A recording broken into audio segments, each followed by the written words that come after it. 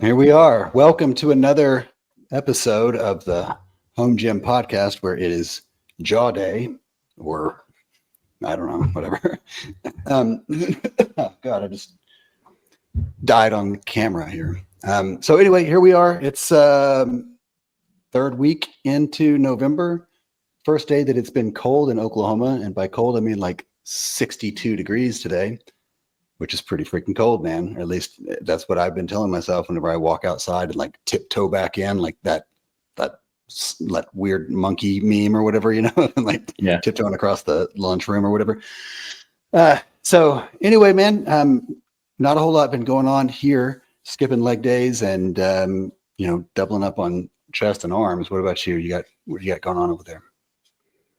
Um, just basically the complete opposite is Yeah. just only trying to hit leg day to get use out of this surplus of safety squat bars that I been promising reviews on. But meanwhile, trying to actually hit chest and arms, which has been completely neglected. So yeah, literally the complete opposite. Yeah. I'm just teasing about skipping the leg days. I do feel like my leg days are probably like I always leave that day feeling like I could have done more or something. Like it feels like no matter what happens on leg, if I'm ever going to get like the shits, it's going to be like moments before the leg day. You know what I mean? Where I'm like, I probably shouldn't push too hard, right? I don't want to like poop on my stall mats. Or if I have like a headache or if I've just got too many things going on and like got to rush through something, I feel like that does happen. And I don't know if that's like a self-fulfilling prophecy or what. But I've had some shoulder issues lately, and I don't know if it's related to a workout that I did or me reintroducing golf into my life or whatever. But I've been kind of nursing that a little bit. And so I have had to do a little bit more leg action than what I normally would have probably done, Yeah. despite having the most amazing leg machines in my gym. But Are you working out in the mornings or in the no, evenings or so my work day, I get up, I start work at 6 a.m. and get off at 2:30 and I work from home. So I just usually, by 3 o'clock, I'm in the gym and I take a little bit of time there before I go pick my kid up from school. And, usually from about 3 until 4:30 or so, I am trying to focus on on my workout and not all the other distractions that come whenever you're in your garage, or whatever. But yeah. No, yeah. I mean, not super recent, but like I've been trying to do more of my lifting in the mornings because I went through a little bit of a slump when it came to working out here over the past like I would say year and a half or so. yeah, I was more often than not doing like 99% of my workouts after work, and that's kind of how I've always done it, at least since I've been working a real job out of college. And as time progressed, and as I've just been doing these through like doing all my workouts through a home gym, found that like things just kind of drug out like longer and longer and longer. And yeah. yeah, I'd start my workout at 5, and some days I'd be getting out of my gym like around 9. I'm just like, what was I What are doing I that whole time? doing? Right. Yeah. Exactly. Right. Yeah. Yeah. Like making Yeah. content or something like, Yeah. I, Which exactly that. yeah, I need to do that. I was actually thinking about that earlier today about like sometimes it occurs to me, man, if I look at pictures and things like that stuff, sometimes I feel like the more time I spend in my home gym or the more like gear I acquire in my gym, like the less I look like I use it. You know what I mean? Like compared to like before I really started, embracing the home gym life and stuff. Um, I don't remember having to think about like having like a why or anything like that. Like Mhm. I went and I did it and I had it. I mean, it was just, I worked out. Well, I was working at like 4 o'clock in the morning before work. And then eventually I worked myself into working out after work at 2:30 or 3 o'clock or whatever. And I still had like a timeline because they had I had a small child and they had child care at the time, and you get 2 hour window or whatever. And so I would just make sure that I get my time spent in. And I do feel like I was thinking about that, like I said, I didn't have a why, I didn't have a whatever. I also didn't have a lot of the distractions or the self-fulfilling distractions that I seem to find here. And I was thinking about that today. Like, what can I do to get myself like dedicated the way to what, it's not a motivation thing. It's not this, it's like I had something that was driving me that I don't find as easily sometimes today. Like I'm just kind of going through the motions often. Mm-hmm. And, sometimes like things come up, I'm not able to work out as like adamantly. And then I feel like I've like lost all my gains. I go do like one or two like good workouts and I'm like, oh, okay, there they are. And I still have them, like they're whatever. But then it's like, I let myself fall right back off.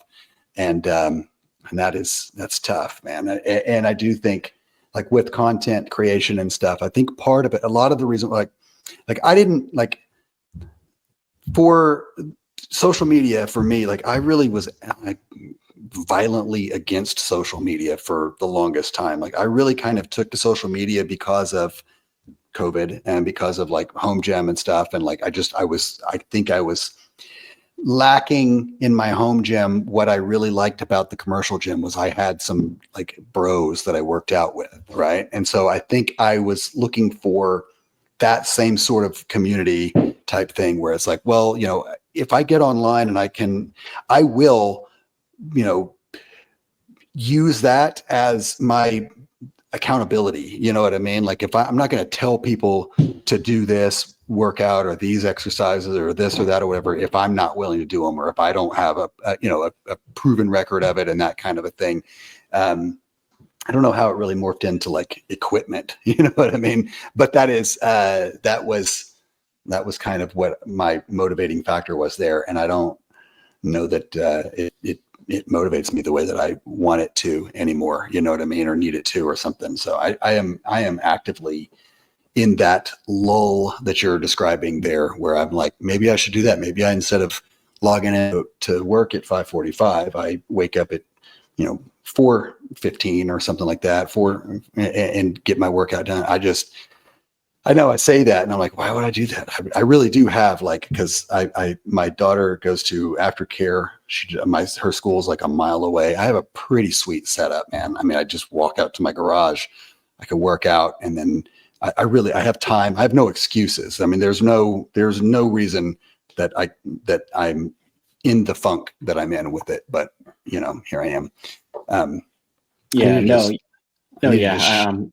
Shake things up. Yeah. Yeah, or just shut up and lift. I mean, I could probably just do that too. And that's exactly what I was trying to do for the longest time. Just toughening it out. It's like just get a new bar, and hopefully that'll kind of reignite the novelty of it. And after a while, that wasn't really doing much. But I just kind of found that like I actually posted about this on my Instagram a while ago. Was asking, hey, like, has anyone had something similar happen? It's not necessarily like a recent thing. This has been going on for like almost like 2 years now.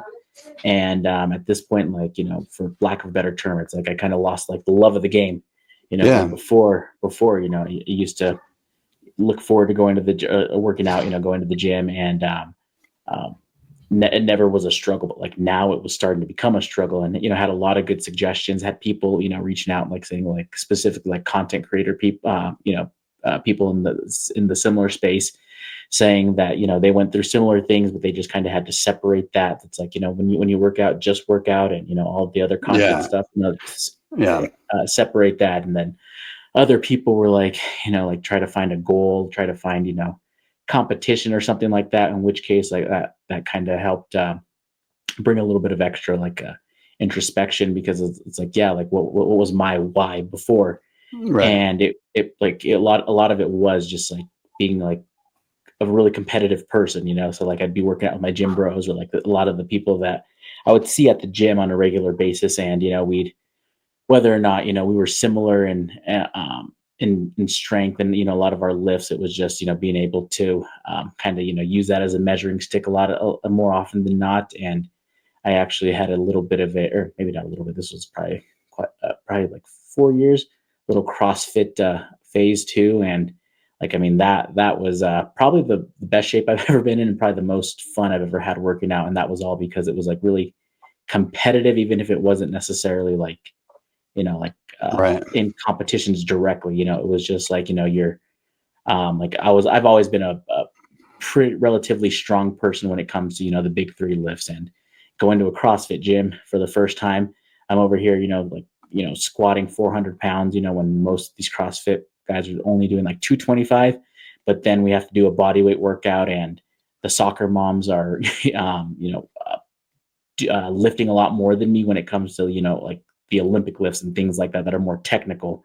Right. So like having that little aspect of being like not necessarily again competing with them, but having like competing alongside them, I guess, or like working out alongside them, and you're just like, man, like how is this like 55-year-old woman who looks like she could be my second grade teacher, how is she like snatching more than I am, Right. and right after we finished squatting, like and here I had like 400 pounds or so, and she's like, wow, you're really strong, but then the next lift we do, she's just totally outlifting me there. So like things like that, so I kind of went on a little bit of a rant also, but like yeah, that was a little bit of like the why that I had before, was Right. just kind of always having people to kind of keep me from being really complacent, and being in a home gym, I lost a lot of that. And even though I have kind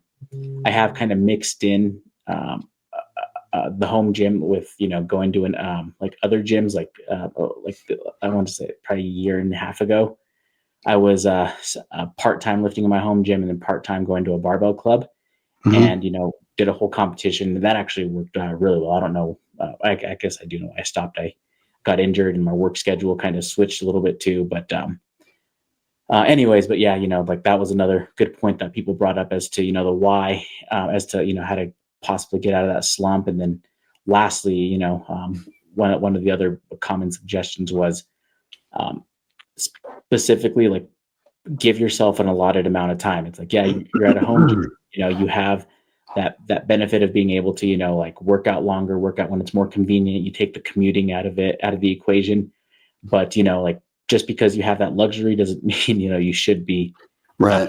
taking full advantage of that time. So Right. that's part of the reason, or actually the biggest reason I tried to also start working out in the mornings. And it was because like, okay, from when I wake up and when I kind of start getting ready to when I need to log on for work, because I also work remote.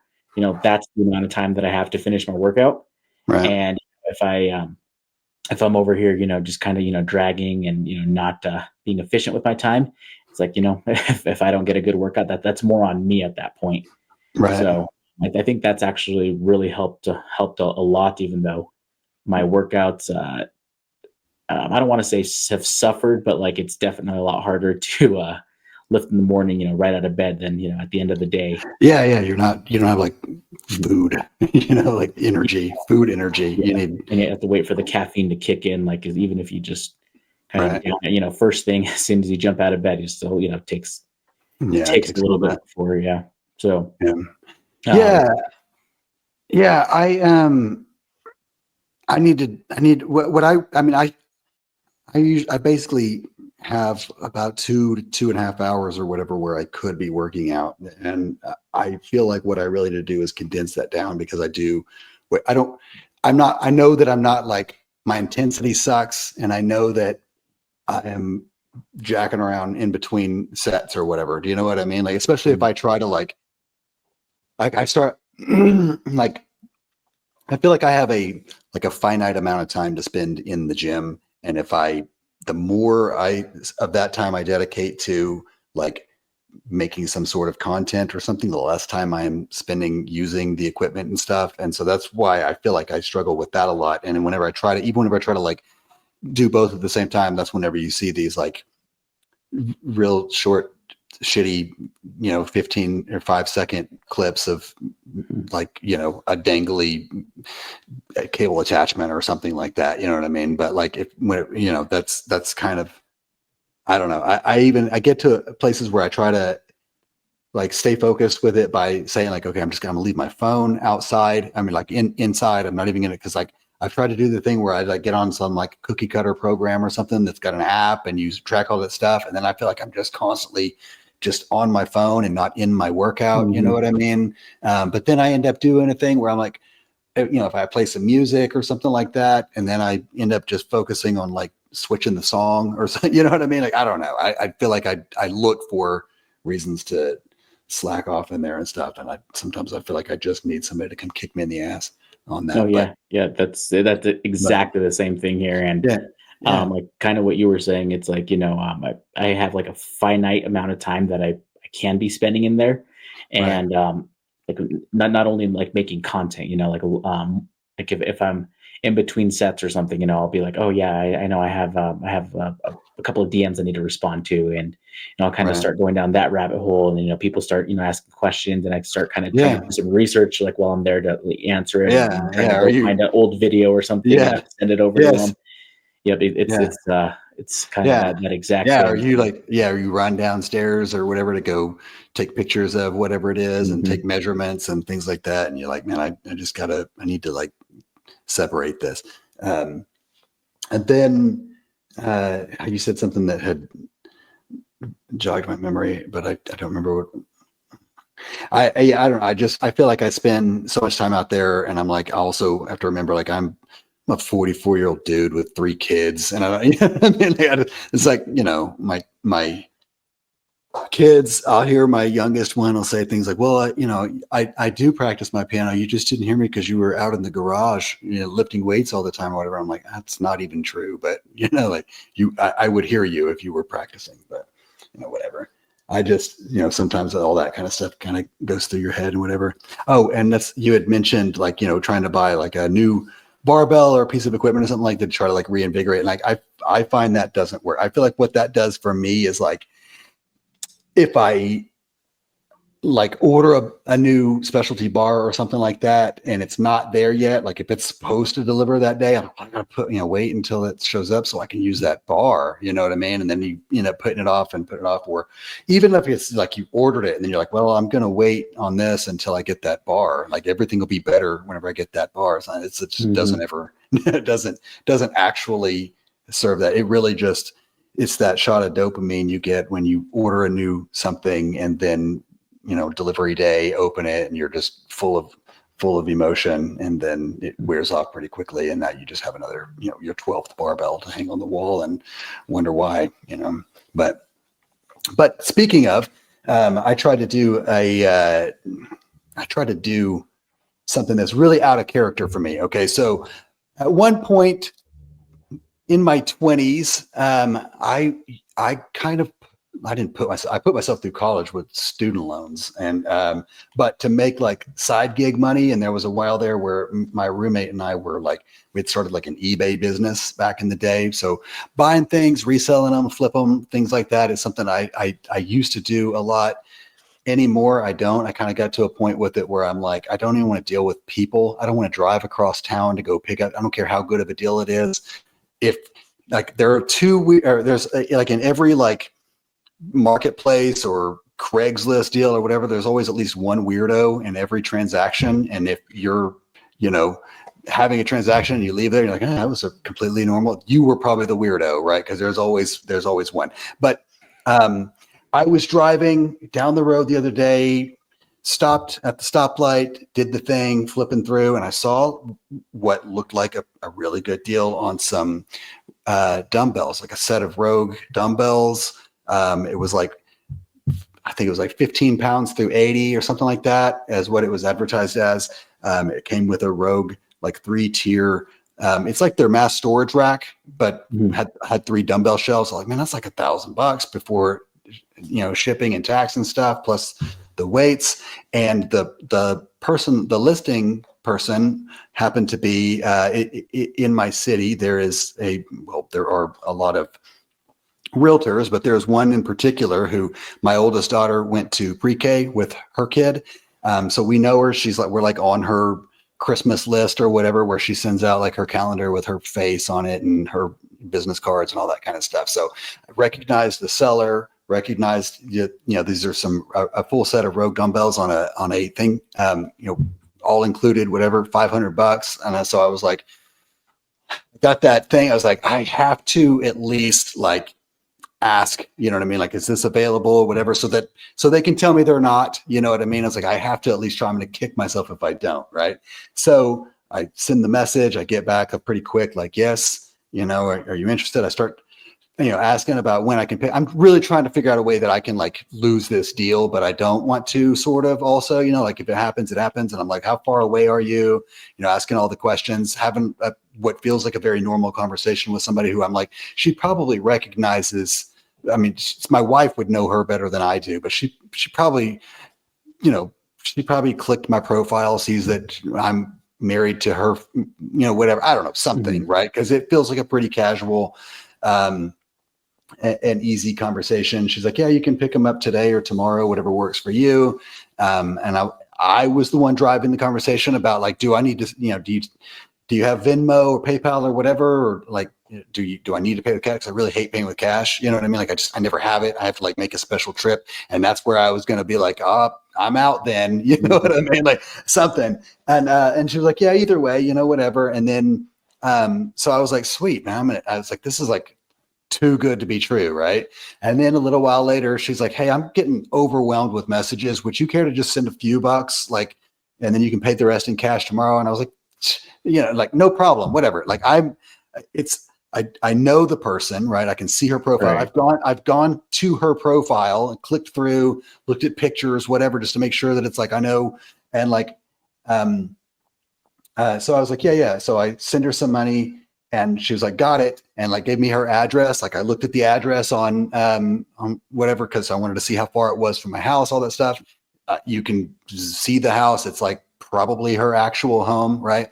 So like 6 o'clock, about the time that I told her I would be there, I start heading that way.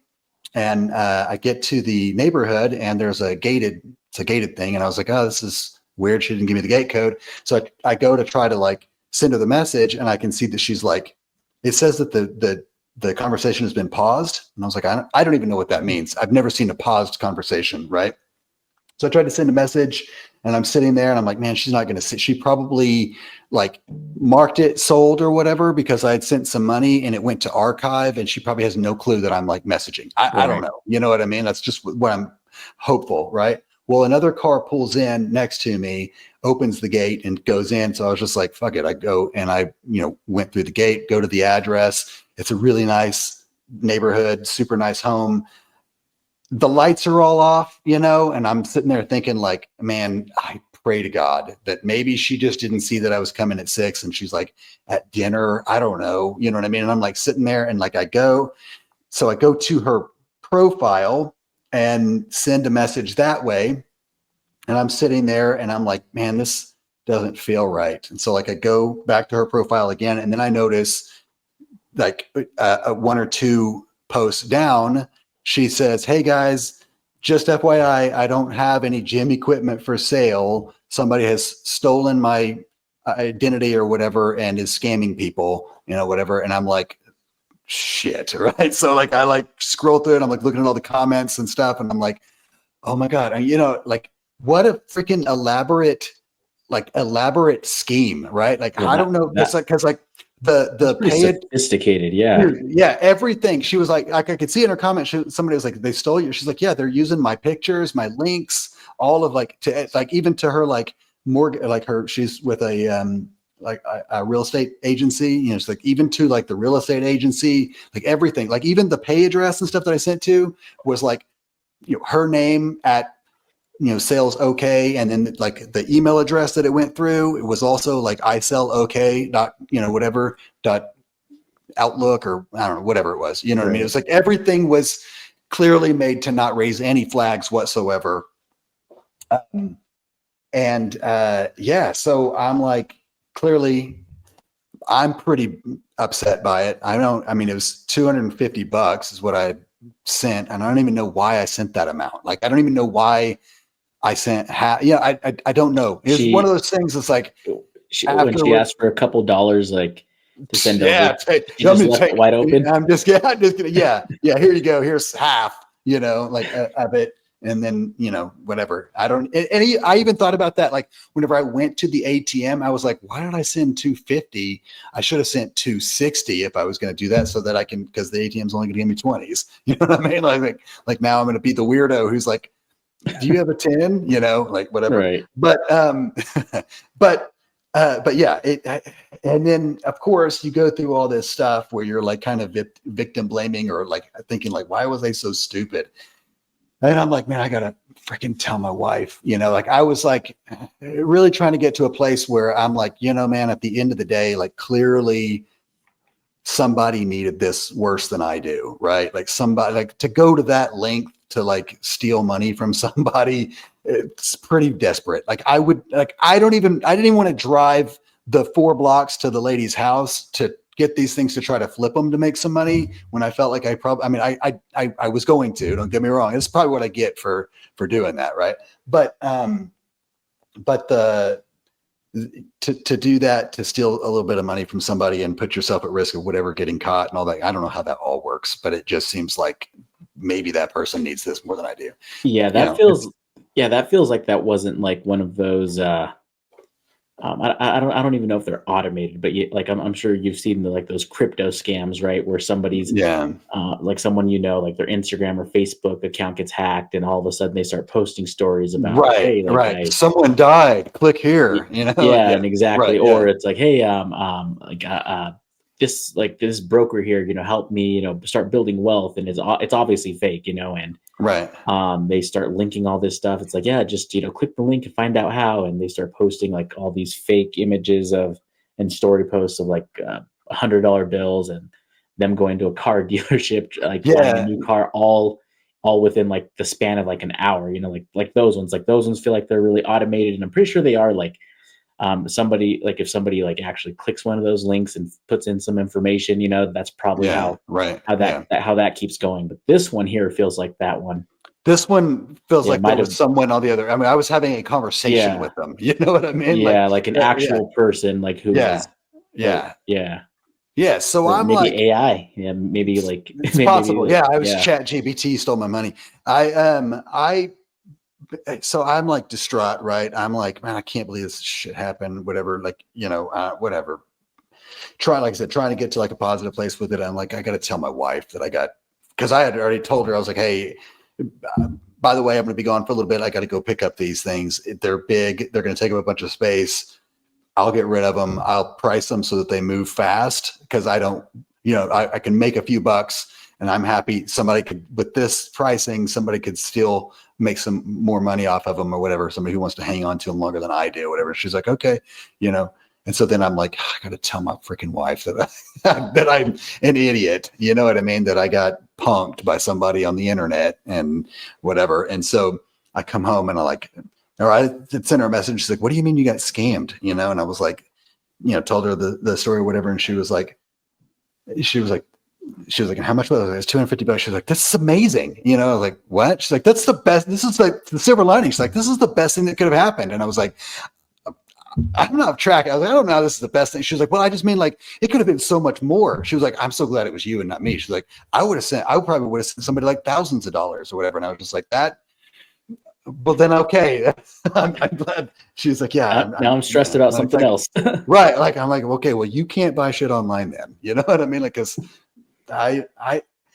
it's really, like I said, man, it's out of character for me. Like I was talking to a buddy of mine as I was doing it and stuff. And he was like, man, I'm really surprised. Like before I even knew I was like scammed or whatever, that I was the dipshit here. He was like, I'm really surprised that you're doing this. Cause I'm usually like, I'll send him a deal and I'm like, look at this. This is an amazing deal. I'm not interested in doing this whatsoever. Like, I don't even want to deal with people. You know what I mean? So that's probably now, like, I'm scrolling, like I said, I kind of recently have reintroduced golf into my life and I'm using that as my vortex for what, fulfilling all the void, the daddy issue voids or whatever.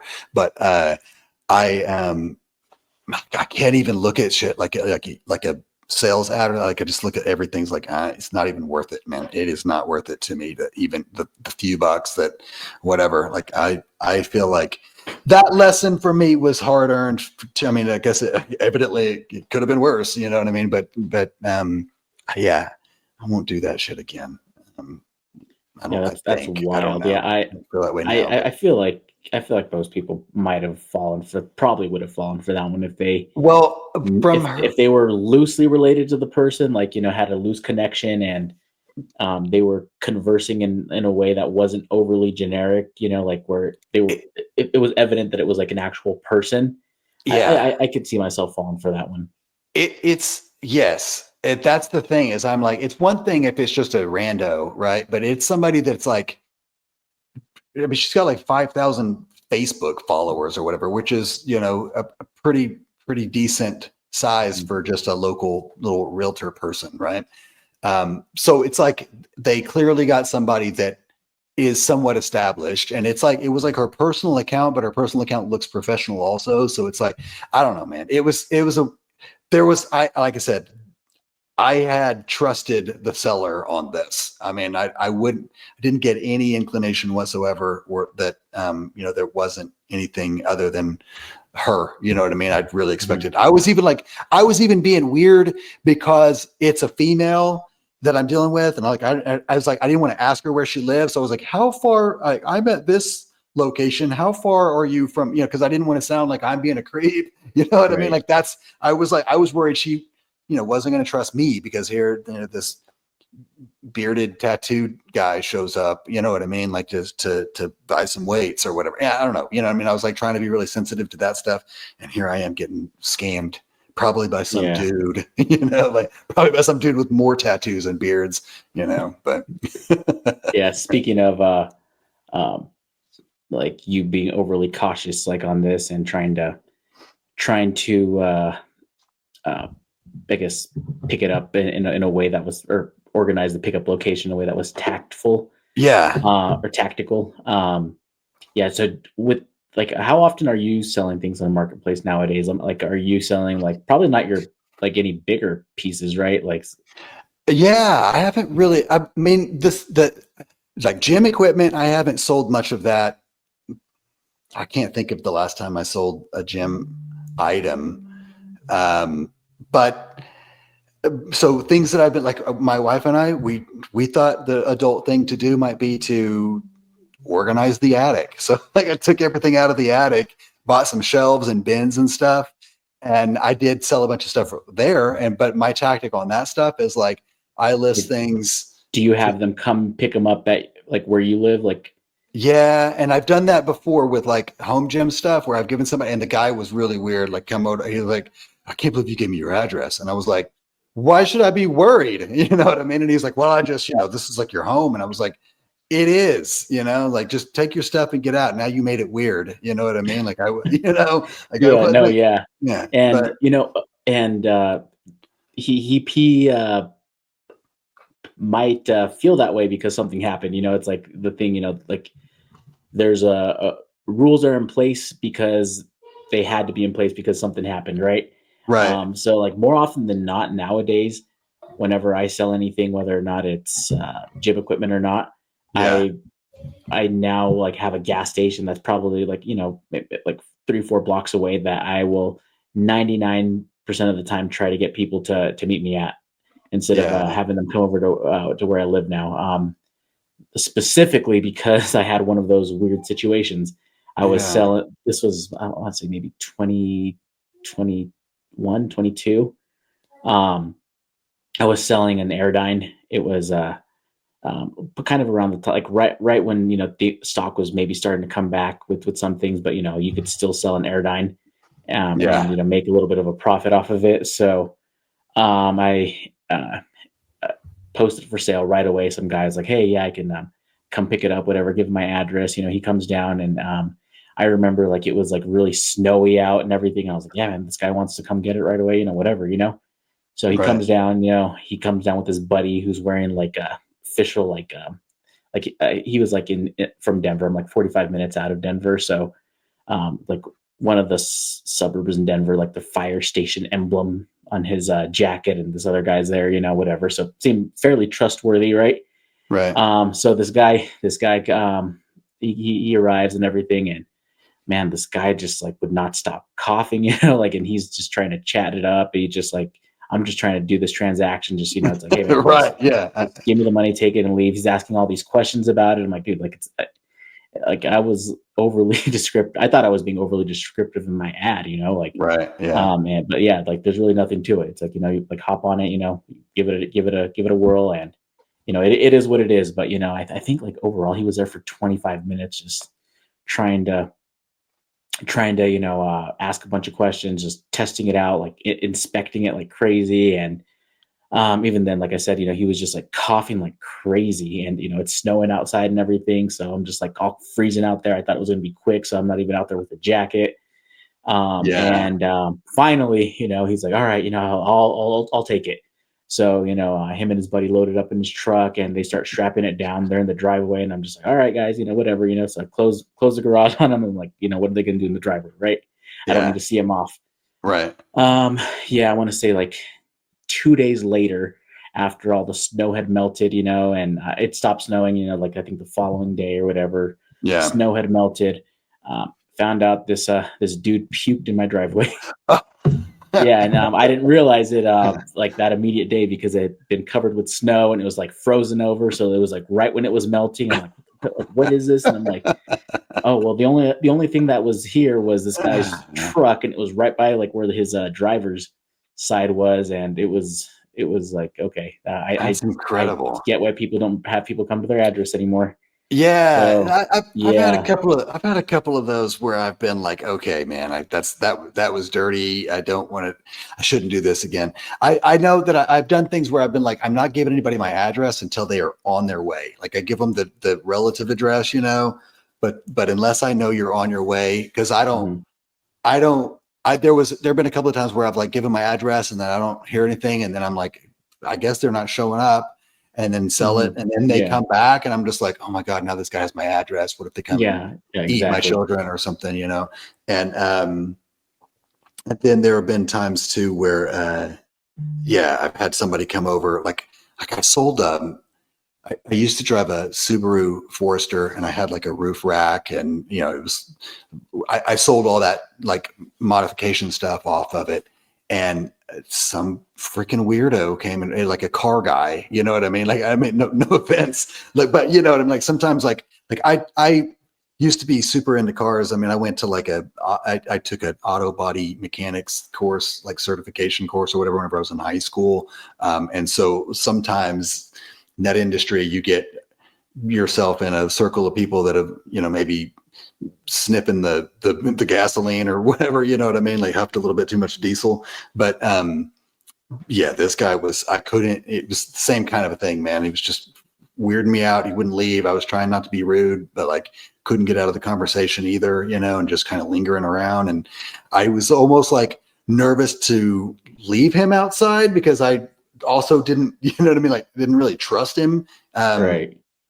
But or somebody coming over and they'll have like 6 kids crawling in and out and all around over your house. And you're like, what is going on here, man? Like get your freaking roaches back into the, they're like running around, it's like, but yeah, you're probably right. That's probably a lesson I should take with this one, is that when I am selling stuff, is it worth bringing some weirdo to me? Because it's like clearing out the attic. I'm like, this is great. You list something $10 and you've got people like fighting each other to get to it first, and it's gone, and I really would have gave it to you, but I just $10, whatever, like the minimum qualifier. But yeah, I don't know. I just don't. I think maybe if I don't sell it for enough to warrant or to get me to drive to the convenience store, because there is one right outside my neighborhood on each end of it, then maybe it's just not even worth selling. Most of the time, man, whenever it's that kind of stuff, like if I'm just trying to move it like that, I just don't want to be the one to put it in a landfill. You know what I mean? Like right. I feel like, I don't know if this is like an aging thing or what, but I do get more and more like, I'm like, we're so freaking wasteful, and I feel guilt for that. You know what I mean? And so like if there's something that's like, like I don't even know how to get rid of something or whatever. I'm like, if I just give it to somebody, then in my mind it's gone and they'll use it forever. You know what I mean? And like it'll never get thrown away or whatever. But stuff like that. And it makes me think, same kind of thing. I take that same weird logic and it's like transcended just your normal trash stuff to like even like we were talking with like gym tech and stuff, right? Like that's kind of a recurring topic in the home gym and stuff. And that's one of the things that one of my major drawbacks with gym tech or just tech in general is that they make these things without like an end of life plan, right? Like you get a certain piece of equipment or something that's battery operated and the battery's going to die and eventually it's just this, you're buying this like disposable object that like where does it go, what's it made from, it's incredibly expensive, it has no resale value, it's whatever. But the same kind of a thing with the gym tech stuff. I worry about that kind of thing. It's so much that sometimes like I won't even buy into it, but I see a lot of potential with a lot of it. Like you and I were talking about the was it the Voltra or whatever. I mean, I know that one has just speaking on batteries, I know that one has an interchangeable battery or whatever. So that's cool. I think it's like $400 or something like that if you have to change it. But the fact that you can do that is really cool on your $2,000 toy. But yeah, I mean, the only thing on that one is I feel like for me, making it out of the same like color and plastics and stuff as like the very first Apple PC or Apple computer or whatever just feels like they just already made it like for the version 2, you know what I mean? Like, so that when we get the black one, we'll be like, oh sweet, man, they got that Black Friday edition or whatever. But other than that, man, that thing looks pretty promising. I think you and I were talking about some different ways that you could. Oh yeah. Yeah. I mean, like that one, it just seems like the more and more time goes by, like it seems like it has staying power. Like, I don't know if I don't think there's really been, I mean, like too many other, anything that's even really similar to it. But like anytime, there was anything regarding like gym tech, it always just seemed like it was just like, um, like quick talks about it, then it just kind of, like faded away or whatever. But with this one, it just kind of seems like there's just as much excitement around it now as to when it like first launched.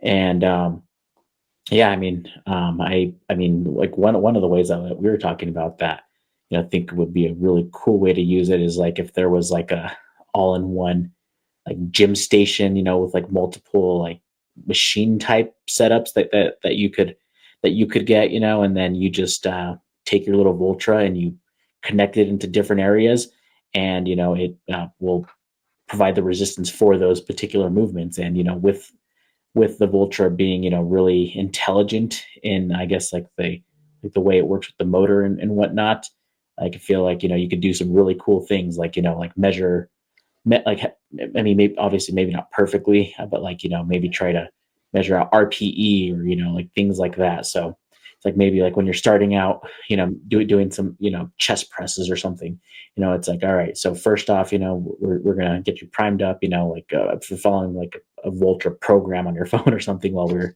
talking about trying to not have our phones out when we work out. Right. Yeah. But it's like, all right, after you get warmed up, we're gonna see what your readiness for the day is. So here we're gonna do a max effort one. And depending on how hard you push, and you or with the exertion level that it measures out, it's like, okay, so you're at a like 8 readiness for today. That depending on whatever that max rep was. So because of that, we're going to kind of dial you into this range here. Maybe integrate with like a heart rate monitor. So when you start doing your sets, it'll kind of auto adjust that weight for you. Right. And depending on with the heart rate monitor, whatever else what other wearable that they have, it'll keep going and either like automatically kind of provide like a dynamic drop set so that you're really going to failure, Right. and or even like let's say you're cruising through that stuff and you actually undershot your readiness when you're doing that max rep, to or that heavy rep to set the intensity for the workout initially. Then maybe at that point, it's like, okay, he's actually, a little bit more. So let's add a little bit more weight on this as he's going on, I feel like there's a lot of cool things you can do with that. Yeah. Yeah. Be like like if it could do something like, one of the hard parts, RPE is really hard for me, right? To gauge. I don't know. You know what I mean? Like sometimes it'll be like, do an RPE of an 8, and I think everything feels like a 10, or it's either like feels like a 2 or a 10. Um, or the other thing that I struggle with that I feel like something like that could be beneficial for. I don't know if the technology is there right now, but the starting weight, right? Like oftentimes I'm like, I don't really know where to start to get myself to like failure or near failure or whatever by this certain rep set, right? Rep range or whatever. I just pick a weight and I go there. And if I make it, if I can keep going, I will. And if I don't make it, I'm like, oh, I probably should have picked a different weight or whatever. But I feel like that thing might be able to measure your resistance against it or whatever, and maybe auto adjust on the fly or whatever to kind of compensate for that, to get you, like if they see that at this you're doing sets of 12 or whatever, and if by number 6 you're still pushing it at this speed or whatever, this you're not at whatever perceived rate of effort that you should be, to make sure that you're getting your rep ranges in, and maybe it auto adjusts there or even on the next one or something like that, kind of helps you with that, takes the guesswork out of that or whatever. That could be, I don't know. I feel like that's something that could come from some of that. Yeah, and honestly, that feels like that doesn't even have to be like on a version 2 or anything like that. Like, Right. I don't know if there's a companion app for it or whatever, but it feels like that could be a software update that like Right. Yeah. it's integrated with your phone or whatever, and all Right. of that computing is going on in the cloud, and it's just transmitting all that information down to the Voltra itself.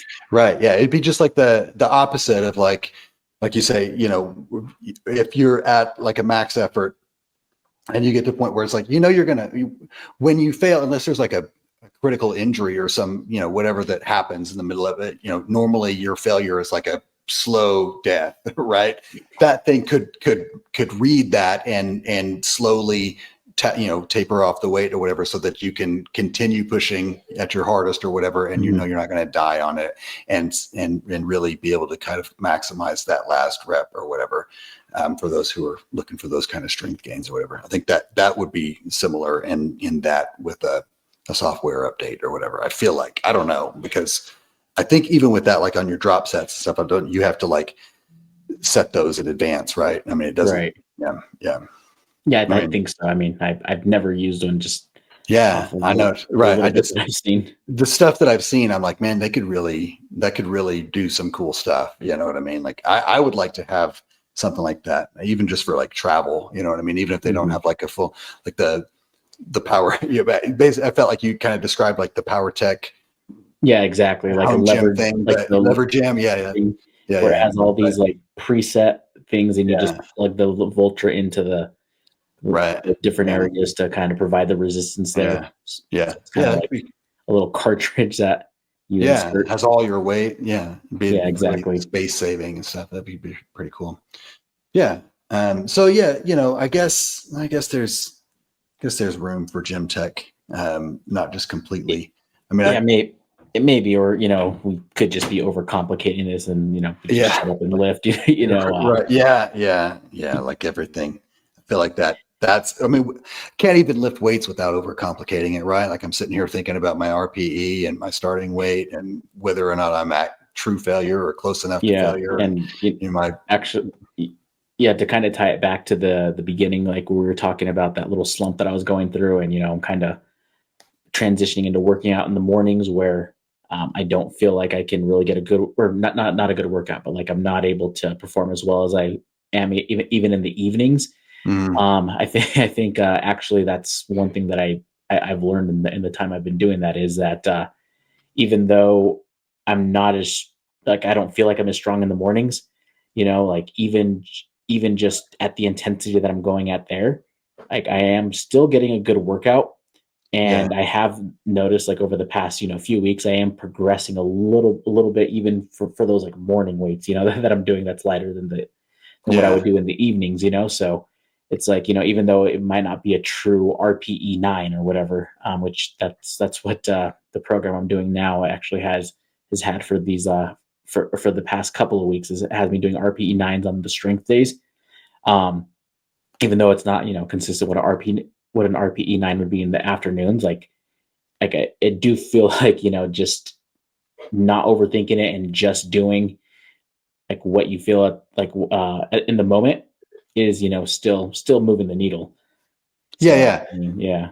Yeah, and that's pretty consistent, I think, with my understanding of what your RPE will be. I mean, on one, I mean, that's like with your kind of more hypertrophy focused stuff, like when people are like, don't pay much attention to the weight on the bar so much as, the reps that you're doing and the rep set and all that kind of stuff. Yeah. It's like, it's really about like in that moment, like what is your body doing and what is your body telling you? You know what I mean? Like, and so, Mhm. yeah, an RPE 9 at 4 a.m.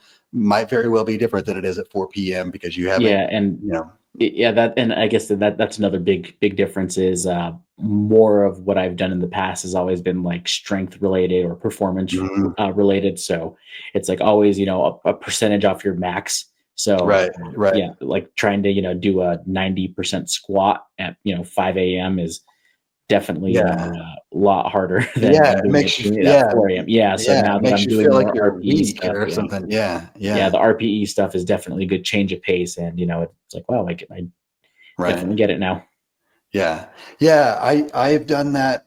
I used to do that where I would go kind of back and forth between more powerlifting type focus and then, muscle building type focus and stuff. I really have gotten to a place where I think I get kind of bored with powerlifting stuff.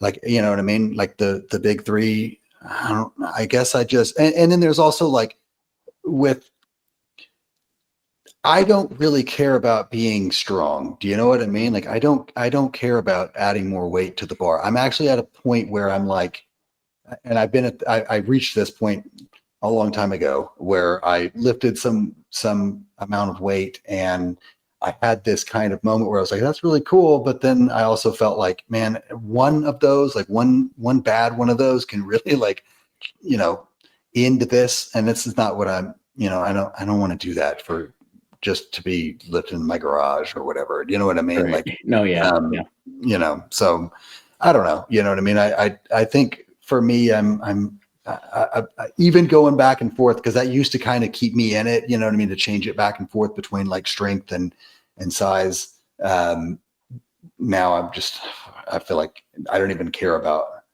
adding more weight to the bar. I just want to. I don't even know what I'm doing out there anymore. But lifting Yeah. weights and it's hard because like I saw one of my buddies that I used to work out with a couple of weeks ago and he's like 60 something and he's like, man, I don't even try to, I don't even care what I look like anymore. I just want to stay, in case somebody wants to fight or, and I'm like, I don't care about that either. You know what I mean? I was like, I just, I don't know. I don't know if I'll get where he's at or not, but definitely not Yeah. trying to I stay don't know. fight ready. Yeah, I haven't quite gotten to that point yet where I don't care about the number as much. Like obviously the last couple of years hasn't really been, the most optimal training for me. Mm, But and like the numbers have been going down. I think that's also been kind of what's contributing to that funk is just like, man, like, because my head's not in it, my heart's not in it, like the numbers mm, kind of like aren't really climbing the way I want them to. But even just like little PRs like on like accessory lifts and things like that. It's like I'm starting to um, find a little bit more fulfillment and kind of trying to do a little bit more in some of those areas instead of just worrying about the big three. Like before, like a big focus of mine used to be like just how much can I squat? How much can I squat? But right. like now, it's like since I am doing a little bit more hypertrophy based training, like my lateral raise, it's like, man, this thing sucks. But like this past month or so, just a little bit that I'm progressing, it's still definitely baby weight there, but it's like, hey man, like this I'm seeing the the newbie gains almost, that I had, way back Yeah. like when I was like first, trying to focus in on my squat there. I remember, yeah, man. I'm glad that you said that because that lateral raise was one that like it. That was one of those whenever so when I first started like really lifting weights and taking it seriously, I had my little home gym I had the Bowflex 552s and I had like a Bowflex bench or whatever, and I got that one of those Beachbody CDs, the Body Beast or whatever, and I just did that. I just did that program over and over again. And he had these like lateral raise movements in there that, man, I couldn't get through them with the 5-pound things. Like when I started, like I remember my goal being like, man, I just want to get through this workout without having to rest or whatever with these 5-pound weights and without feeling like I'm cheating them and all that kind of stuff. And I remember being like, I got to where I could do that. I was like, okay, just if I could just do this with like 7 pounds or the 10 pounds. I remember feeling like I was like, I remember feeling really good about being able to do that whenever I could do it with like 12 and a half. So like my wife's 12 and a half pound weights or whatever, you know what I mean? Like I really did. Like, I was like, man, I'm really putting on some freaking gains over here. Like I've doubled the amount of weight I can lateral, or whatever. Like that's ever an accolade. But yeah. And so even now, like, I mean, now I can do that exercise with a lot more weight than I used to, but I haven't tried to increase that or anything like that. I mean, more or less, I just do it and just do more reps or something like that. But it's one of those things, like I get in my own head where it's like, it's a pretty small muscle group. I don't want to mess up my shoulders. I don't know. You know what I mean? Like but yeah, that's a fun exercise to see, or for me, it was, the squats were always like, I remember like I would do it. It was one of those things like anytime I get to where I'm adding weight like that, where it's like, I know I have to do, I had it in my mind that like, if you can't, like the only way to get big is to deadlift 500 pounds. Cause everybody I know who can deadlift 500 pounds is big. You know what I mean? Like, so there's like, I make this association that really isn't there. Right. I mean, it's really not true, but I would get there, and same thing with like squats. So like my legs are never going to grow if I don't, squat X amount of pounds or whatever, And so I would do this and I would get myself there. And it was always this kind of like, I don't want to get any stronger than I have to in order to meet my goal. Kind of like with running, right? Like I will never be somebody I never want to run a marathon. I don't want to run 26 miles. I don't have a desire to.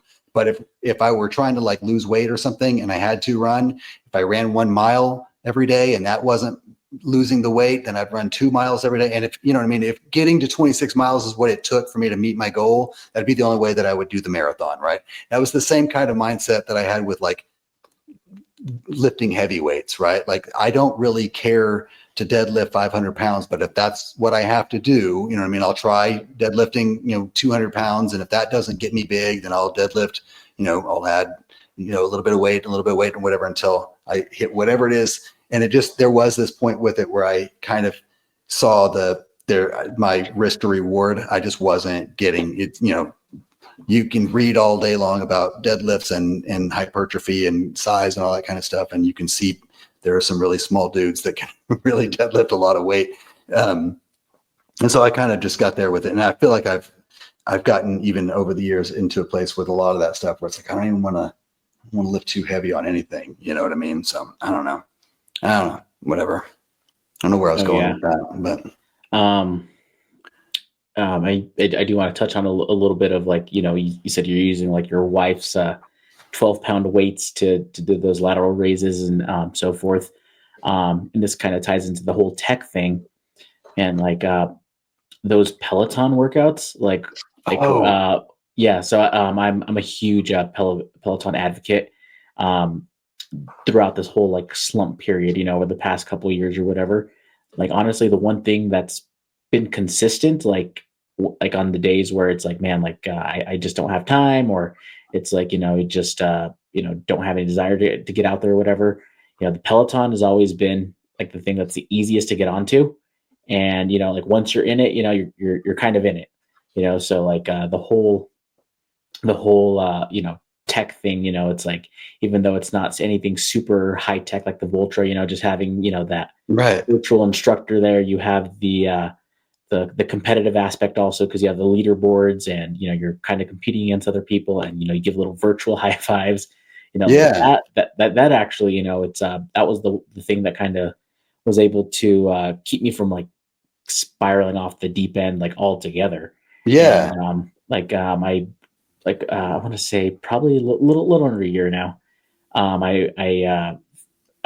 Because before this, I was doing Peloton rides on my Concept 2 biker. So it was just, using the companion app. It wasn't like fully integrated, but Hmm. I picked up another used Peloton and, paid the full blown membership and everything. And that one even came with like 2-pound dumbbells. So I had never done the dumbbell weight classes before on the rides. And dude, like those are rough. Yeah. Those are rough, even with the 2-pound weights. Like I actually was at Target the other day and I did a quick um, trip through the little weight section, and I was this close to buying 1-pound weights just because, man, Really? Yeah. yeah, because those 2-pound classes or the classes where I use the 2-pound weights are definitely real, but unfortunately they didn't have a colorway that wasn't pink. Otherwise I would have definitely gotten a 1-pound pair of Yeah. dumbbells. It's funny you say that. It is the truth with even like with stuff like yoga, right? Like I remember thinking like, man, yoga, that's stupid, whatever. But until you're like 45 seconds in and you're sitting in like 4 inches of your own sweat, you know what I mean? And you're like crying through this like stretch or whatever. Like I understand how, stuff like that can be really hard that you wouldn't think like a 1 pound or a 2 pound exercise or whatever. And the gym tech stuff, like with Peloton specifically, like my sister is super into that. I mean, I know they got like a whole cult following stuff. Like people get really into their Peloton stuff, but she's got like 2 bikes in case one of them breaks. So she doesn't, you know what I mean? Like, so she can, just jump on the other one or whatever while she's waiting. Cause she had one, I guess a screen went out or something like that. So she bought a second one while she was waiting for that one to, I don't know. She also has the rower or whatever, and she's like into it. I've got the Nordic track thing, which I know the treadmills, and listening to what's the Freedom Fitness, is that the guy's name? Yeah, Ashton. Yeah, Ashton. Yeah, he knows. I don't know anything about treadmills, man. I tried to stay away from them forever, but I bought this one back in July, and I really like it. I bought it. I was interested in it because the screen that's on it, and then also it does the 40% incline or whatever, which I don't use that, but I like to have that option. And I like it. I do use it in some of the higher ranges, like higher than 10, which is pretty standard. But I like that it has sort of an integrated tech system similar to the Peloton. It's not virtual where you have like a leaderboard and others that you're competing against or anything, to my knowledge. At least not the programs that I've run on it, but it does have like a pre-installed, through the internet or whatever, programs and stuff that you can follow. And what I like about it is that it automatically adjusts the speed and the incline and decline and all that stuff based on the terrain. And it also, like it'll read your heart rate monitor and kind of get you at like an RP 8 or 6 or something like that based on your heart rate. And I think that's really cool because when I've had treadmills in the past or I've done treadmill workouts and stuff, I just hit it at like, 4%, 4 miles an hour or whatever. And I just kind of go in this like steady state thing and convince myself that I'm doing the most efficient workout to burn fat or something. But with this, I actually do. And it's got, short, 10 to 20 different workouts within a series or something. And I do get to, it's like, I got to do my run. You know what I mean? It's like 30 minutes, 20 minutes, something like that. They have longer ones too, but the ones I'm doing are about 30 minutes. And I have really enjoyed it for that. The kind of downsides of this one, for one, you can tell that like whatever processor they're using in the screen, it's like the first Android or something like that. It's pretty disheartening. You've got this huge 32-inch screen and it's like pixelated, you know what I mean? On a pre-recorded video, and I've got really good internet, you know what I mean? So it's like there's really no other way to explain it other than just a shitty processor in that. And that sucks because that's not, that's hardware, right? I mean, that's not something that you can just, update with, over Wi-Fi or whatever. So there's that. And then also with the heart rate monitor, auto adjust thing. Like I said, it'll have you where it's like they want you at an RPE of an 8. And I feel like there's a timing issue between when it reads your heart rate and when it, needs you to be at a certain, I don't know if maybe my heart just doesn't jump up fast enough or something like that, but it'll do this thing where it's like, you're not at an 8 yet, and then it'll check back and like, still not an 8. And then I'm like, I'm just like, I'm just hauling ass. You know what I mean? Like just trying to get my heart rate where it's supposed to be. It'll have me at like 12 miles an hour or something. And I'm just like praying to God I don't slam into the wall behind me. You know what I mean? And then what'll happen is it'll get me up there and my heart rate's at like 180 something. And she'll be like, all right, we're going to knock it down to an RPE 4. And I'm still at like 180 and it drops down. And then it's like, it'll see me and it's like, we need to be at a 4. So then it'll drop me down. And then I'm just like kind of slow crawling. So there is some like lag or something in there that I feel like needs to be kind of worked out. But for the most part, I mean, those are pretty mild complaints. I think overall, it gets me on the treadmill and it keeps me engaged and interested. I forget, like usually, like this person that I've been kind of following their series. I don't know if they all do this or not, but we'll be like in Colorado or something. You know what I mean? And we're hiking through the mountains or doing like a mountain run or something. And she's talking about the area, talking about stuff like the trees or who created the trail or something, you know what I mean? Just like what is it about this particular area that's interesting or something. And they'll take you all over the US or Europe or something like that. And just listening to somebody talk through all that stuff, you kind of forget that you're running on a treadmill. I mean, it doesn't feel like you're there or whatever, but it definitely helps with all that kind of stimulus. Right. Helps you not focus on the fact that you're running. Yeah. And even whenever I've got like a side split or splint or whatever they call those, I can still like I'm like breathing through that and I'm just going and I know it's going to slow down. I'm going to make it to the end of it. There's never been one where I'm just like I can't do it. You know what I mean? But I also haven't done they have some of those where it's like trained with the Himalayas or whatever, you know what I mean? It's like, and that's the ones where it has you like at the 40%. I haven't done those things yet, but it's got these, I don't know if you've seen it. It's got those big old like ape hanger looking things on it, you know what I mean, to hang on to. But you can also, I think it's for like sled pushes. You're supposed to be able to do it, like put it to like 1 mile per hour and then use those things as like so you can use your lower body to like do like a sled push. I just haven't done, I feel like that's like, I feel like I'm going to break it. Like, I don't feel like it's real. I mean, that's like a selling point, but I'm just afraid that I'm going to tear it up. It's like a $5,000 machine, man. You know what I mean? Like, it just feels like I don't have to do sled pushes. Like feels like I'm running against its function there, but. Yeah, man. I know I mentioned it to you earlier this summer, but man, I do miss having a treadmill. I ordered that. Oh, I thought you had one. I did. I didn't update you about this afterwards. So I was looking at the Nordic tracks and specifically, I know Ashton, a lot of what he had talked about him, kind of like made me think twice about even considering those. And then like the amazing Ashley, I don't know if you follow her.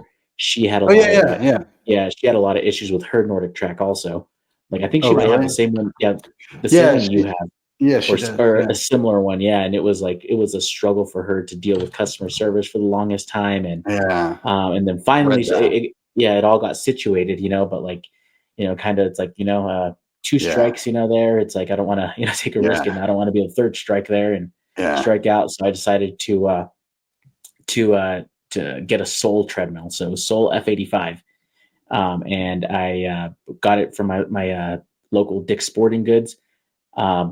But fortunately, or unfortunately, I don't know if it really would have mattered, but they didn't have them in stock at my local one, so they shipped it over to me. I paid for the delivery down to the floor of my choice, which is down into my basement gym, because I was like, man, there's no way I want to deal with moving that down there.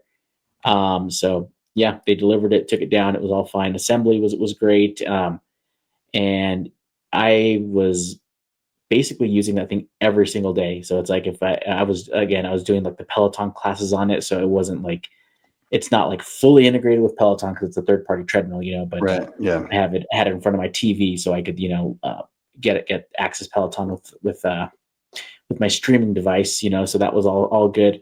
Went through a whole like program that they had, and actually, yeah, worked really well. Like even on the days where I didn't have anything programmed, like in terms of running, I would just throw on the TV and just go onto an incline or throw a weighted vest on, and before I knew it, an hour and a half was gone. And I was like, wow, I actually moved for an hour and a half, and didn't even think twice about it.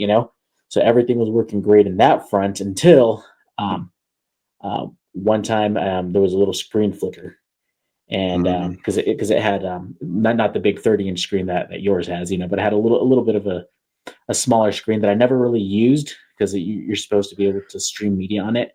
But I had it in front of my TV, so I never used it for that. But it's also like doubling as like the main console for Right. Yeah. all the navigation. So that's where start. You set your speed and everything. It's all on the screen. So there was a screen flicker, and I'm just like, like I don't know Yeah. if I caught that correctly. And I was looking at it from my peripherals, kind of looking up at the main TV, and little as the next couple of days and next couple of weeks went on, it started flickering more and more and more until eventually it just died. And yeah, the screen didn't work at all anymore. So it's like, okay, well, that sucks. And it was just the screen because based off of muscle memory, like I said, I was using it quite a bit. I was able to kind of Oh, yeah. unplug it, plug it back in, and I'm just like, okay, like I remember the start was over here, kind of like this, and this, and I can kind of get started, and like you would actually get going, but the screen wouldn't work. But then at like 2 minutes into the treadmill going, it would just randomly turn back on. So I'm just like, okay, like whatever. So eventually, or not eventually, but like I reached out um to Soul customer service because obviously it's still under warranty because I think all in all I had it for 1 month and 1 week. And yeah, so they're like, okay, yeah, we'll send you a replacement console. We'll get that sent over. ASAP. And again, and it had to be the whole console. It wasn't just a little screen. So you know, I think I reached out to them like I think the third week, and then it wasn't until like the end of the fourth week that that I finally got a shipping notification. But by that point, I was just like, like I had been, following up and Yeah. just like, hey, like what's the deal on this, and did some research and saw that yeah, Soul customer service wasn't always the best, when it came to replacement parts. Like, like they'll always take your call, they'll always tell you they'll get it taken care of, and they eventually will. But when it comes to sending out replacement parts, there was like a couple other people that said that they had things that they were going to send out replacements for, but they either never came or they came like weeks or even months after after they said they were going to send them. So I was like, well, I'm not going to deal with that. So I just took it back over to my Dick's Sporting Goods, and luckily I didn't have to repackage it or anything like that. But man, that was a pain to move out of the basement, and obviously I paid to Yeah. have people bring it down. So I lost out on that on what I paid for that. But yeah, so then finally, but it's like I want to say like after I had taken it back, I finally I ended up getting the replacement console, and that's actually still sitting here right now. So I called them again and it was like, hey, like I actually don't need this anymore. I returned it, and like yeah, we'll send you a label. So you could send it back, and we'll arrange pickup and everything for it. It's a big old box. Right. And yeah, that didn't come for almost a month. I forgot that they were even going to send me a label until randomly like it showed up in the mail, and I finally put the label on yesterday and called them, and no answer. So I'm like, oh, hopefully they come pick this up. Otherwise, I might just end up selling it on eBay or something, But Yeah. I do miss having a treadmill. That was I want to say like Yeah. the most I had moved like consistently every single day, like in a month span, and probably in quite a while. Yeah. I've always had kind of a love hate. I hate whenever I have one. You know what I mean? Like, because I'm always like, I'm never going to use this thing, whatever. I do. I do. I think that's. I think that is where what Ashton was talking about with was the more tech that they add to them, they're like to keep them the Mhm. price affordably and all that kind of stuff. They're sacrificing the quality of the components, that run the treadmill, the actual function of it and stuff, so that you can get a big screen with, all this and that and whatever. which is unfortunate. It seems like there just there's not a good balance. And it seems like no matter what company you get them from and stuff, like they all have those same kind of issues. Or like, I know whenever that's the conclusion I came to anyway, whenever I was doing research before I bought this one, was basically the more I look for that kind of thing, like what companies have the best customer service or the easiest availability of parts and all that kind of stuff. Like, I just feel like it's like anything else, right? Like you find people complain, and the people who complain loud, and they, there are some times where you can go and you'll see like the same person comments on every single opportunity they can, to talk about their experience and whatever. And so you're like, well, they're always going to be, and Nordic Track is one of those where it's like, I can remember Nordic Track commercials and shit from like the 85, you know what I mean? Like, so you're going to have a lot of people that are going to have good experiences and bad experiences and this and that and whatever, you know what I mean? So it's like, I don't know, man, at least. And I think with Nordic Track, it was that they like probably within the last 4 years, like they got sold to a whole nother company, and like I don't know if it was a venture capital firm or something like that. But yeah, I guess after that, that's kind of when, at least from the research I was doing, that their quality supposedly went down. But, and like kind of like what you were saying, like they all basically like that's the conclusion I came to also, was it was like no matter what I looked at, like it seemed like every company like it was overwhelmingly negative from what people were saying about it.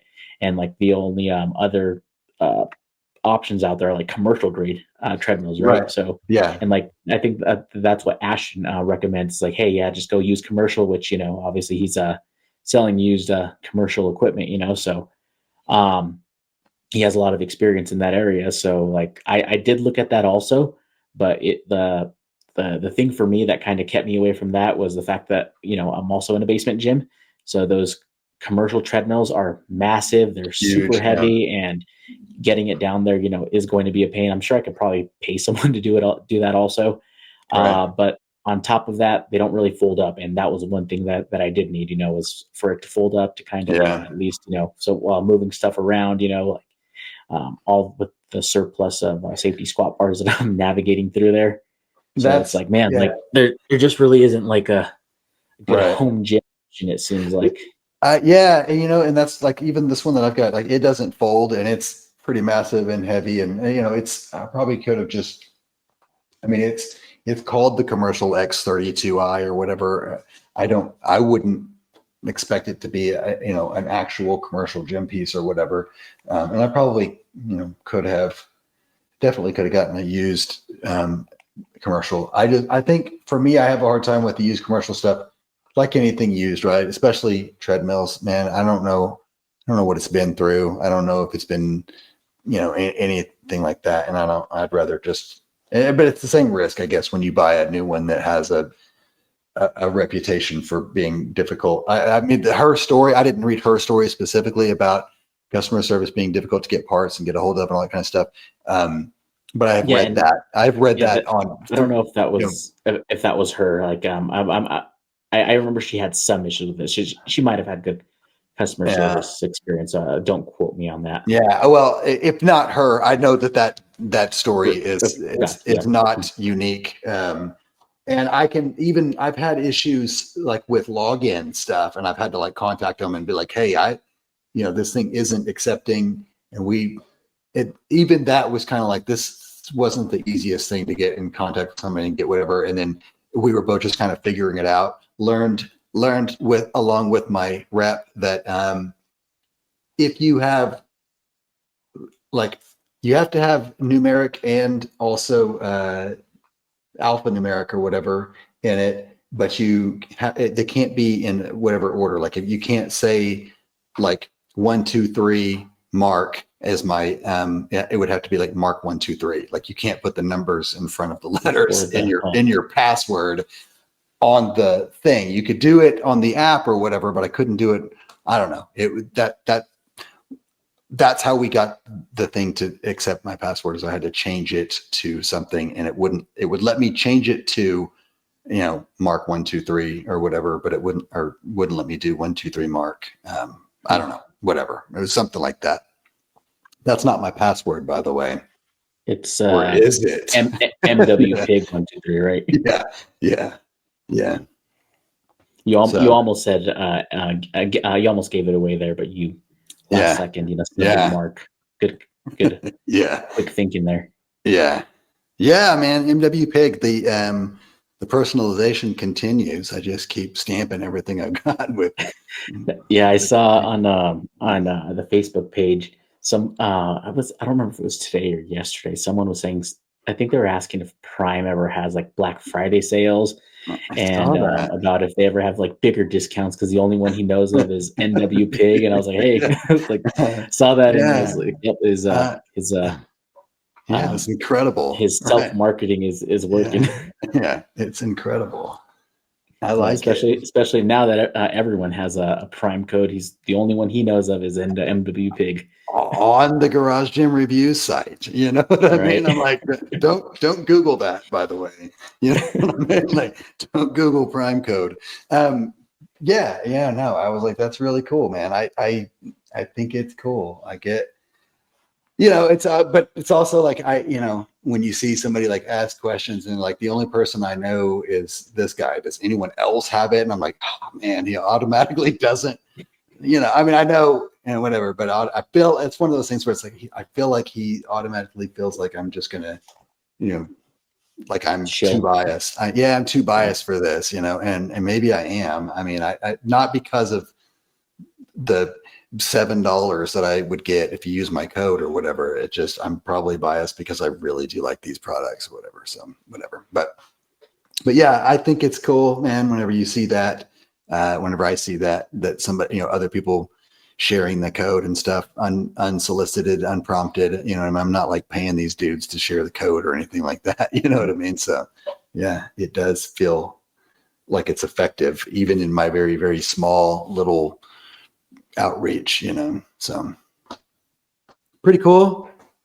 I feel like that means that somebody somewhere has benefited, you know what I mean? Like from something. So it wasn't just a complete waste of time, Right. Even if it was just a meme, right? And even if it was just 72 back-to-back memes over the course of 8 days, you know what I mean? Like, yes, that I added value to somebody's life with entertainment value with a Mike Tyson meme or whatever. I'm good with it. Yeah, I think it was Nice Like Mike that said, I think he said, you can do this, share your code, be an affiliate and all that stuff without sacrificing your integrity, but you definitely sacrificed the integrity of your content. And I was like, my memes are good. Like, you're not nice. It wasn't nice at all. So, whatever. But well, man, I'm going to jump off of here. I think we've got, again, probably about 5 times. We need to figure out how to make these in like 15 minutes.